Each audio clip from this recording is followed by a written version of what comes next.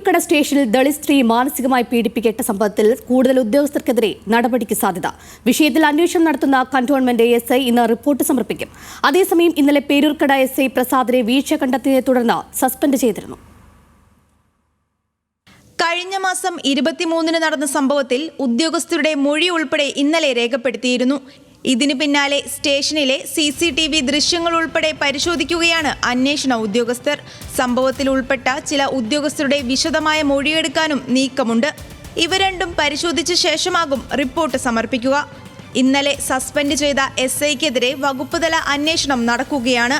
വിഷയത്തിൽ ഉദ്യോഗസ്ഥരിൽ വലിയ വീഴ്ചയുണ്ടായി എന്നാണ് ഇടതുപക്ഷത്തിന്റെ ഉൾപ്പെടെ നിലപാട്. അതേസമയം വീട്ടുടമയായ ഓമന ഡാനിയലിനെതിരെ മാനനഷ്ട കേസ് കൊടുക്കാനാണ് ബിന്ദുവിന്റെ തീരുമാനം. അടുത്ത ഈ ഓമന ഡാനിയലിന്റെ പേരിൽ മക്കളെയും പേരിൽ അടുത്ത പരാതി മാനനഷ്ട കേസ് കൊടുക്കും. ഉടനെ തന്നെ വക്കീലുമായി സംസാരിച്ചിട്ട് ഉടനെ കേസുമായി മുന്നോട്ട് പോകും. മാനസികമായിട്ട് പീഡിപ്പിച്ച പ്രസിഡന്റ് എന്ന് പറയുന്ന പോലീസുകാരനാണ്. ഒരു 3 പേരും തുല്യം തന്നെയാണ്.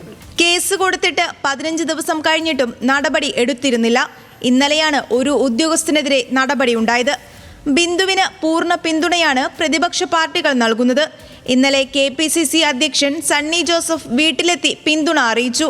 BJP അധ്യക്ഷനും വാർത്തയിൽ പ്രതികരിച്ചിരുന്നു.